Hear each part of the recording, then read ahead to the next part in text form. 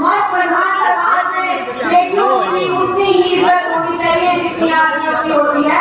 मैं चाहती हूँ अपनी माताओं से, हमारे देश में माता की पूजा करते हैं, वैष्णो देवी की पूजा करते हैं, इसी तरीके से हमारी माँ बेटियों की इसी तरीके से आप निकल करें। और मैं साथ में एक बात रखना चाहती हूँ, किसानों के साथ जिस तरह से हरी क्रांति आई थी हमारे देश में 3 गुना ज्यादा मुनाफा तो दिया किसानों को। मैं मानती हूँ, मैं किसान की बेटी हूँ, पर उसके साथ हमारे किसानों का जो देसी बीज था, जो उनका खुद का बीज था, जो किसी से खरीदने की जरूरत नहीं थी, हमारे किसानों को दुकानों में पहुंचा दिया।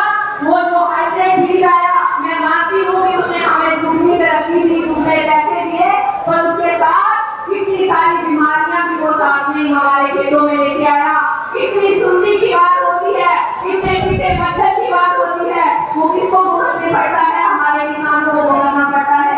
वो एक ही दुकानदारी है, वो एक ही कंपनी है जहाँ से वो बीज आता है, जहाँ से वो स्प्रे आती है उसके ऊपर डालने के लिए, वहाँ से वही कंपनियां कैंसर की बीमारी का इलाज बनाती हैं। और फिर बोला जाता है स्प्रे मत डालिए, अगर स्प्रे ज्यादा डालेंगे तो सरकार किसान का अनाज नहीं देगी।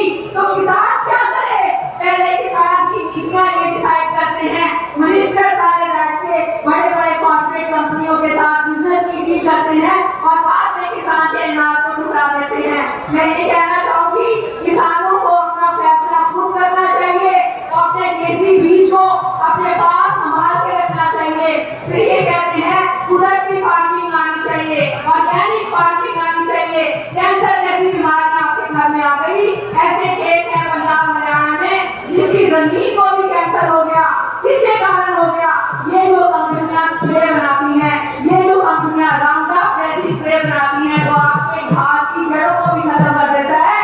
ये आपकी घास की जड़ों को भी खत्म कर रहा, ये आप किसानों की जड़ों को भी खत्म कर रहा है। आपको पता होना चाहिए, ये जो खतरनाक स्प्रे है ये अमेरिका जैसी कंट्रियों में बैन हो चुकी है। ये वियतनाम की लड़ाई में उन्होंने दुनिया को खत्म करने के लिए, जंगलों को खत्म करने के लिए इस्तेमाल की थी। और आने वाले टाइम पे वहाँ पर अपाहिज बच्चे पैदा हुए थे, दिमाग से पैदल बच्चे पैदा हुए थे। आज से 15 साल पहले, 20 साल पहले किसी भी गाँव में अपाहिज या मेंटली डिस्टर्ब बच्चे इतने पैदा नहीं होते थे जितने आज की तारीख में होते हैं। वो उसका